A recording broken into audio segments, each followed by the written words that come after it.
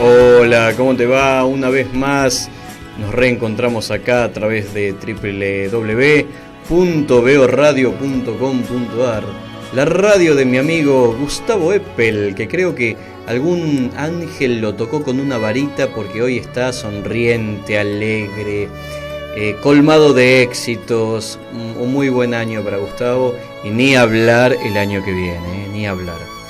Esta radio, bueno, es como mi templito, estoy solo, acostumbrado a hacer programas con panelistas, pero bueno, lógicamente que este es otro tipo de programa que hacemos, ¿no? Bien, hoy vamos a... Bienvenidos acá a Todos Tenemos un Santo. Hoy vamos a hablar, les voy a relatar algo sobre la vida de Mariana de Quito, de Santa Mariana de Quito. En realidad se llamaba Mariana de Jesús, acá lo tengo, Paredes Flores. Esta niñita nació en, Quito ya sabemos que es en Ecuador, en el año 1645. Curiosamente, desde muy niña, ella ya sentía un acercamiento hacia todo lo que tiene que ver con Dios. Desde muy chiquita manifestaba a sus padres, a sus familiares, a la gente que la conocía. Ella decía que quería ser carmelita descalza. Sí, quería internarse en el convento de las religiosas. Hubo un familiar que, habló, se contactó con las religiosas, y debido a la edad de esta niña no podía ingresar al Carmelo, ¿no? Al convento. Bueno, en ese momento, y con muy corta edad, estamos hablando de una niña de 7 años, ella pensó, ¿será que Dios quiere de alguna manera, castigarme? No me acuerdo bien si ese es el término que utilizó, o hacerme sufrir acá en la tierra, o pagar mi derecho de piso, algo así. Y aceptó lo que Dios tenía preparado para ella. Era una niña que en su casa colaboraba mucho, cosía, bordaba, hacía los mandados, pero claro, de vez en cuando se escapaba, se iba a los cerros a evangelizar paganos. Es impresionante porque una niña de 7 años se mandaba solita a los cerros y les hablaba a los paganos, a la gente que pasaba, a los que andaban por la montaña, sobre Jesús, sobre Dios. Era increíble. Repito, estamos hablando de una niña de 7 años. Ella siempre salía de su casa, solía salir de su casa para buscar a quién poder ayudar. Es como que quería saber quién necesitaba algún favor, quién necesitaba una palabra de consuelo, quién necesitaba un mandado. Siempre estaba al servicio de los demás. Obviamente que era una niña súper especial. Día a día se iba inmiscuyendo aún más en las lecturas sagradas, en la Biblia, en todo lo que tenía que ver con Dios. Y obviamente su sufrimiento era porque no pude estar con las carmelitas. Pero, repito, al mismo tiempo sabía que era como un trabajo que Dios le había encomendado para que ella haga en la tierra. Esta niña, en un momento crucial, estoy hablando más o menos en el 1600, casi 1660, Hubo una serie de terremotos en Quito, una serie de terremotos que, claro, destruían la ciudad, la gente estaba asustadísima. Y en una montaña había un sacerdote jesuita rezando con la gente, donde también se encontraba Marianita cerca de él. Entonces el hombre en voz alta pide, elevando su mirada hacia el cielo, le pide a Dios que cambie la vida de él por el cese de los terremotos. Y Mariana, con casi 8 años, toma la palabra y dice: no, Señor, este sacerdote es útil acá en la tierra. Yo soy una niña que no pude ingresar al convento y ofrezco mi vida a cambio de que cesen los terremotos. Justamente ahí se produce uno de los primeros milagros en relación a esta niña, porque se dice que cesó de moverse la tierra, no hubieron más terremotos, y desde ese momento automáticamente la niña cae enferma. Pero fue automático. Claro, la gente empezó a comentar lo que sucedía. Esto tomó estado nacional, traspasó las fronteras. Se empezó a hablar mucho de ese milagro producido por esta niña. Pero al poco tiempo, en Quito, en Ecuador, comenzó a propagarse una serie de pestes extrañas y la gente empezaba a morir. Y nuevamente la niña subió al cerro y le pidió a Dios: Señor, yo te entrego mi vida a cambio de la vida de toda esta gente, que sé que no haya más enfermedades, que se vaya esta peste. La niñita en pocas horas falleció. Murió. Y la gente comenzó a sanarse. Desde ese momento se la consideró santa a Mariana de Quito y obviamente es venerada. A mí me llamó muchísimo la atención esta historia, tratándose justamente de una niña, ¿no? Yo no conocía la historia de esta santa hasta hace un tiempo. Y me pareció muy bueno comentarlo con ustedes. Obviamente que para más detalles uno puede inmiscuirse en internet y ponerse a leer, ¿no?, la vida de esta santa, como de muchos santos, porque realmente, como les digo, existieron los santos. Cuando hablamos de santos no estamos hablando de apariciones, sino de gente que hasta cierto punto en su vida fueron personas comunes y corrientes y de repente se encontraron con su vocación y dedicaron su vida a Dios. Desde ese momento tuvieron el don a través del Espíritu Santo de producir milagros, y la mayoría fueron mártires, y posterior a su muerte acá en la tierra han ayudado, han llevado salud, han llevado consuelo a sus seguidores, a sus feligreses, por así decirlo. A mí sinceramente me sorprende mucho, le tengo un respeto impresionante, inmenso a los santos y a algunas almas milagrosas, ¿no? Como la vez pasada cuando hablamos del Gauchito Gil. La semana que viene vamos a hablar de Olinda Flores, de Olinda, no de Olinda, sino de Olinda Flores, que fue la difunta Correa. ¿Sí? Nuestra difunta Correa, una mujer que nació acá en San Juan, que vivía en San Juan, Y como todos sabrán, bueno, el marido lo mandan a la guerra. Hay una historia medio de un amor frustrado porque el comisario del pueblo estaba enamorado de ella. Ya les voy a comentar bien de qué se trató.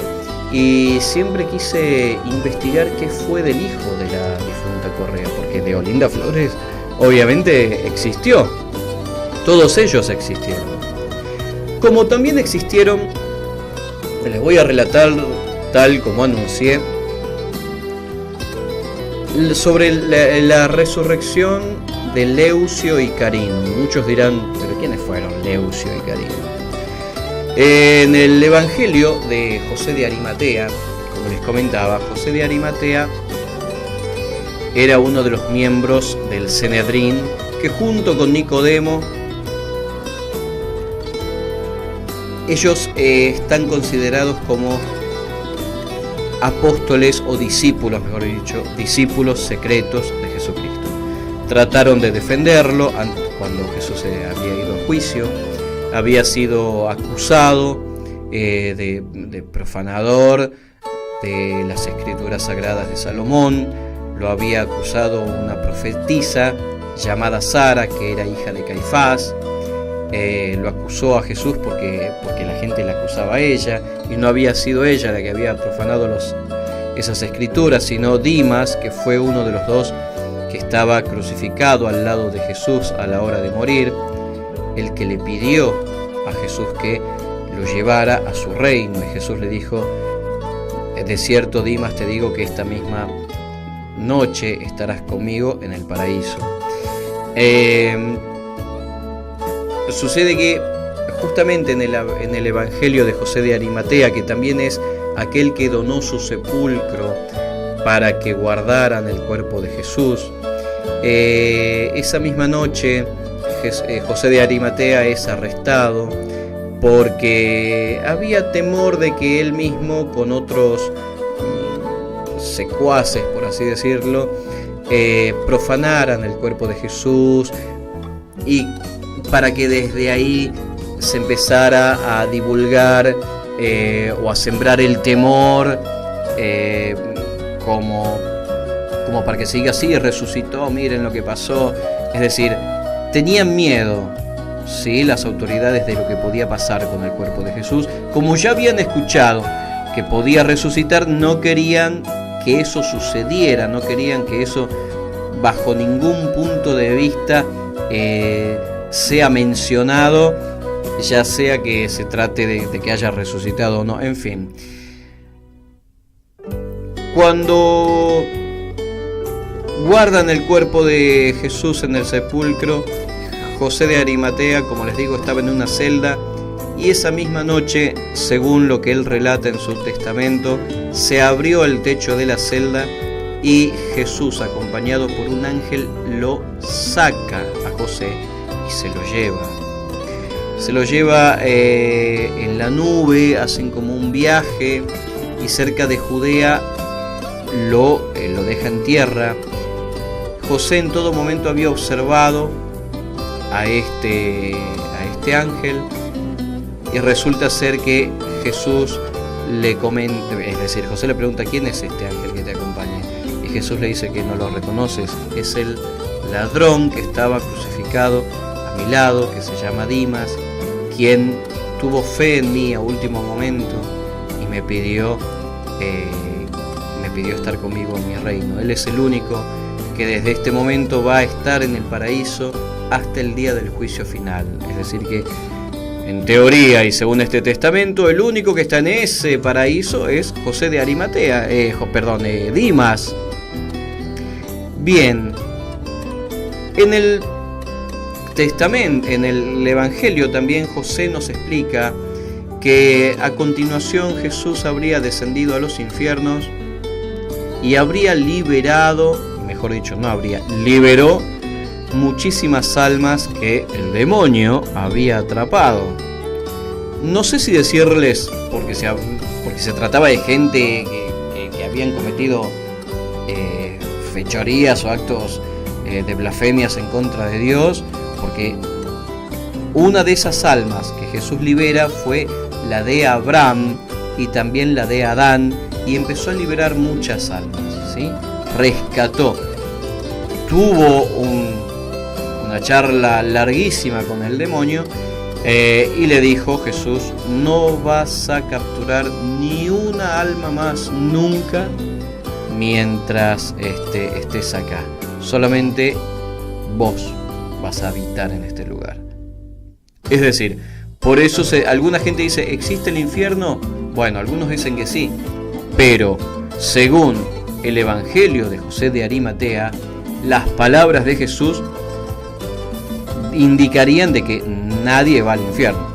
En fin, de muchas almas que Jesús liberó, Jesús mismo produjo el milagro de que algunos resucitaran para escribir esta historia. Es decir, de repente comenzó a resucitar mucha gente, no solamente Jesús, sino que resucitaron muchos, los cuales no tenían la popularidad de Jesucristo. Pero estos que resucitaban comentaron, y hay escritos que dicen, es decir, según ellos, cómo ingresó Jesús, qué fue lo que le dijo al demonio, al diablo, y cómo los liberó. O sea que hay manuscritos de esta gente que habría resucitado relatando cómo fue la entrada de Jesús, cómo desciende a los infiernos, qué sucede y cómo los libera.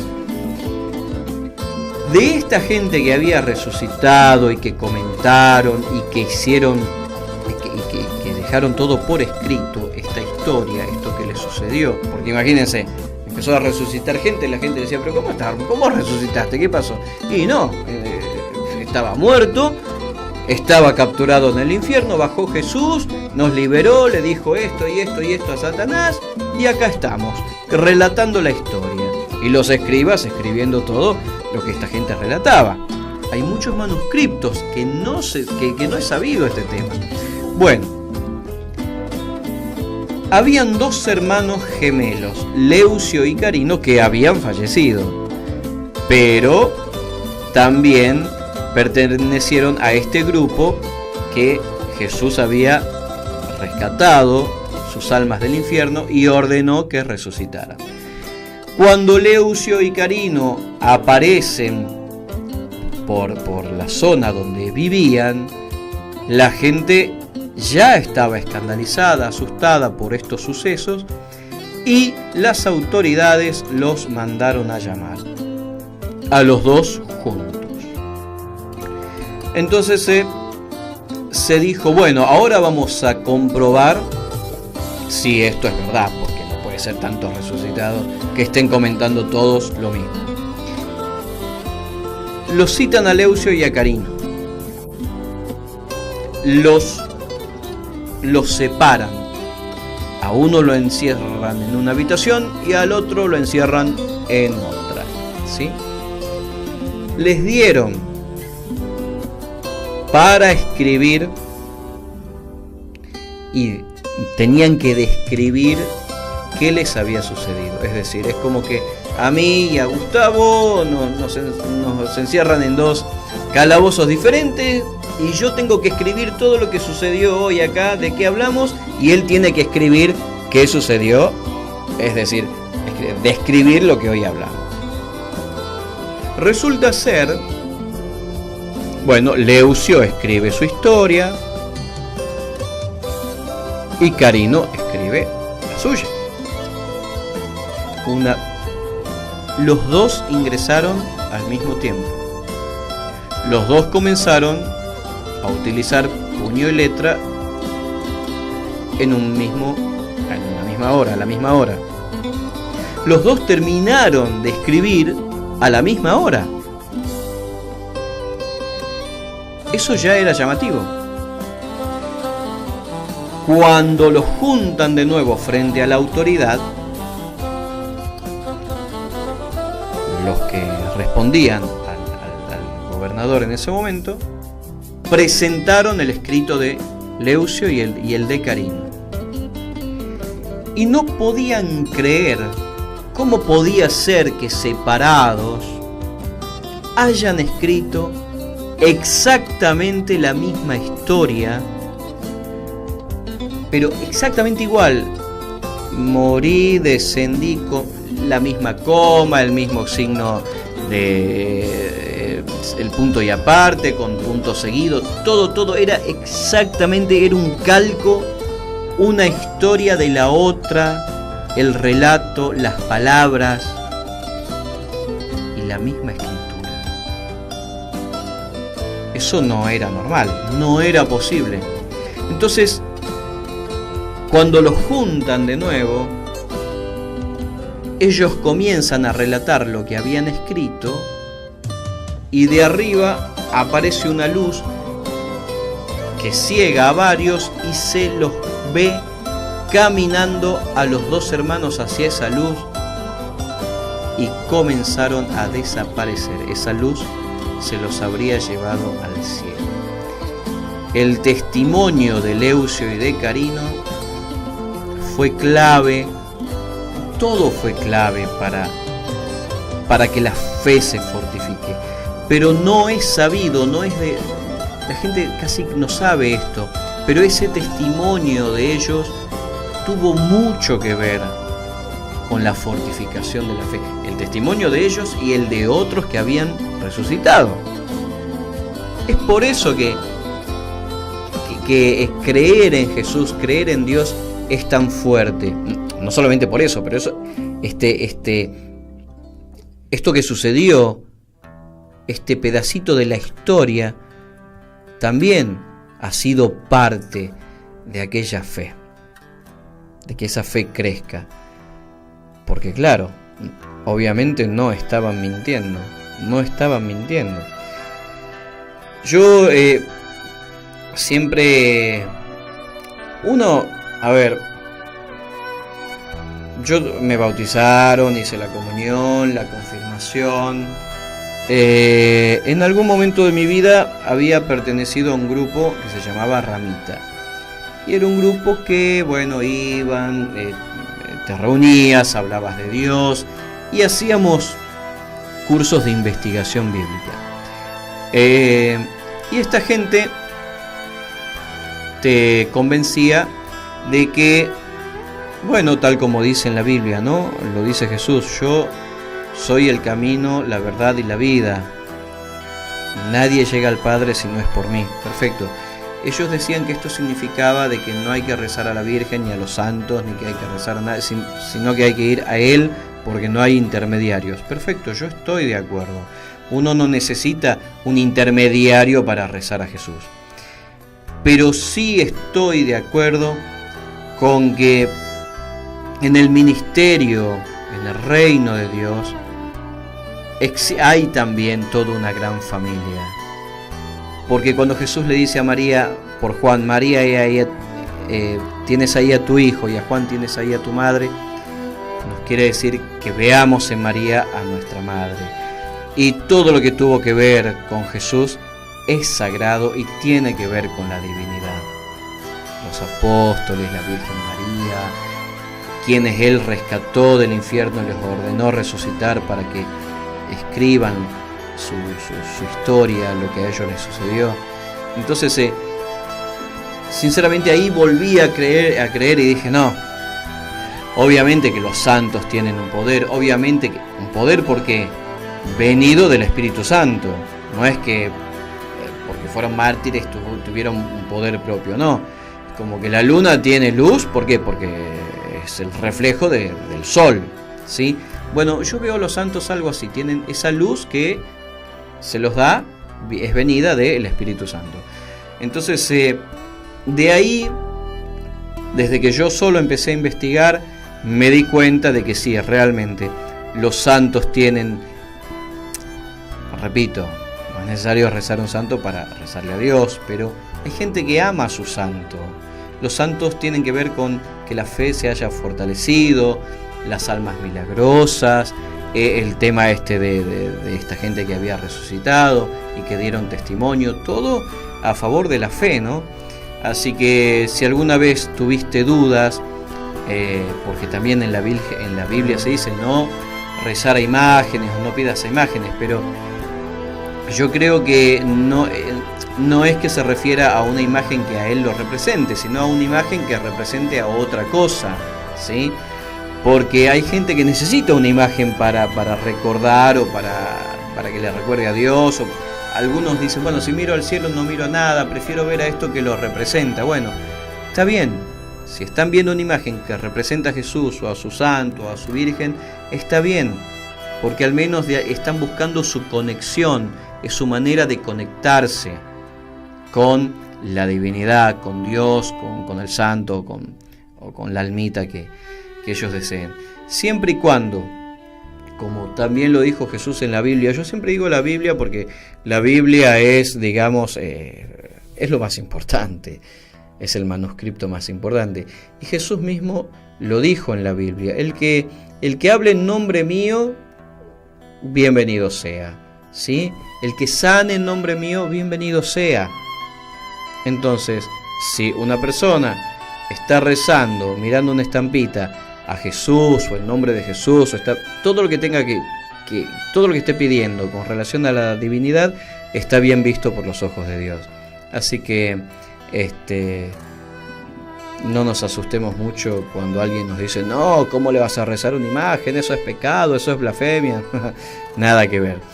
Y bueno, y repito, antes de despedirme, que creo que todo es válido y que todas las religiones que tengan a Dios como el ser supremo están bien encaminados.